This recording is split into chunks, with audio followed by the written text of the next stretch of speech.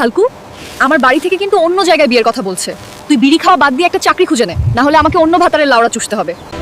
তুমি টেনশন করো না ডার্লিং, আমি নিশ্চয়ই একটা চাকরি খুঁজে নেব, আমাকে সময় দাও।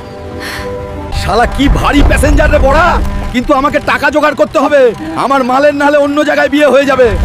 আরে শালা হালকা, পায়ে মেহেন্দি লাগানো আছে নাকি? এত আস্তে কাজ করলে 1 টাকাও পাবি না বোকাচোদা। শালা শুধু কয়টা টাকার জন্য এই বুড়ো ছোটাদের গালাগালি শুনতে হচ্ছে। টাকা না দিলে শালা কেলিয়ে ভূত করে দেব। প্রেম করা মহা বিপদ।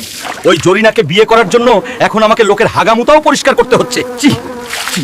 ওয়াহ ওয়াহ, পুরো 12,000 টাকা গিয়ে গেছে। এখন জরিনা এলে আমরা পালিয়ে যাব। আবে সালা, হালকা টাকা গুনে আর লাভ নেই, তোর জরিনার তো আজ বিয়ে হয়ে যাচ্ছে। জরিনা, জরিনা, ও জরিনা, তুমি কেন আমার সাথে এরকম করলে?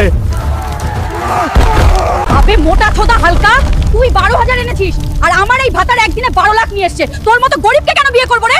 দুঃখ পাস না হালকা, সব মেয়ে এরকম, ওরা টাকা ছাড়া কিছু বোঝে না। চল আমরা ওর প্যান্ডেলের সামনে নাচ করব। মন পোড়ালি পোড়ালি রে সজনী, তোর মতো খানকি আমি জীবনে দেখিনি। মেয়ের ব্লাউজের হুক খোলা, বড় দুধের জ্বালাই ফাঁসলো বড় লোকের পোলা।